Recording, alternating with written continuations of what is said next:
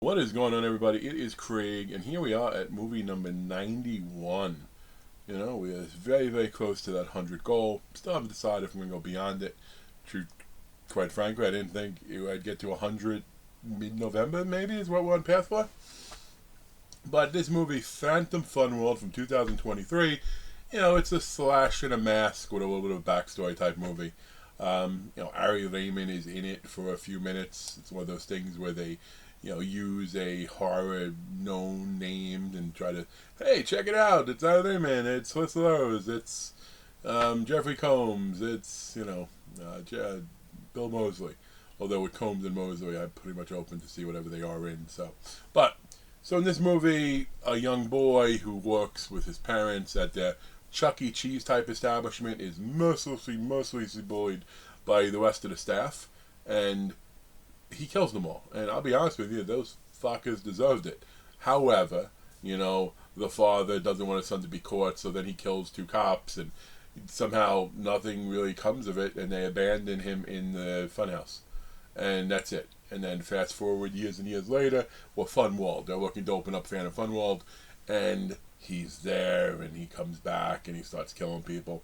There is some other nuances to it. They do try to have a little bit of a twist in there. This movie, in many ways, is a bite off of a much better movie, Haunted Ween, which I never heard of Haunted Ween before until about a year or so ago. My buddies Jordan and Steve, huge fans of that movie, put me onto it. I was able to find it on YouTube. Now it's actually streaming on Tubi, and there was a release, I want to say in Vinegar Syndrome. They were part of it was like a box set. I highly recommend it. If you've never heard of that movie, check it out. It is a lot of fun. The only big difference is this is set up in like a Chuck E. Cheese, and that was set up in like a horror haunt, a haunted house. Also, you know what this movie is? This movie is, and I'll give it some credit in this regard, it is a much better version than Mousetrap. But if you heard me review Mousetrap, that was just abysmal. So that's like saying this one type of cancer is a little better than the other type of cancer. I know that's extreme, and I don't want to offend anyone with that, but it's just sort of the best analogy I can think of. Hey, listen, I watched it for free, Tubi, me, that's the deal. That's what I've been jumping into a lot lately. So I didn't really lose anything by watching it, I suppose, other than, the hour and 20 minutes or so it took to watch it. But I think the biggest problem with this movie is everyone who was killed. Every single person that is killed in this movie. I'm not talking about the people who were slaughtered in the flashback. They deserved it.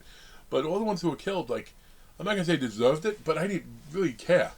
You saw me mention that in the past couple of videos. You want to have some sort of, oh, I don't want that person to die. I don't want that person to be killed. At least a couple of characters that you feel that way about. And in this movie, none of the ones who were killed, maybe I cared a little bit about a couple of survivors, but even then it was just marginal.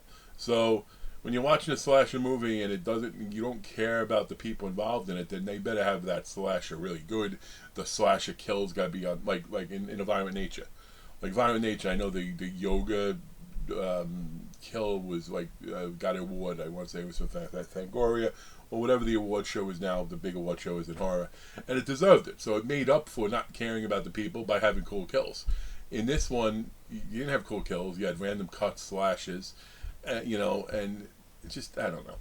But unfortunately, the streak that I was hoping to have started a few movies ago, where everything was going to be good up at the number 100, that's not the case. So this does get a 4 out of 10 for me.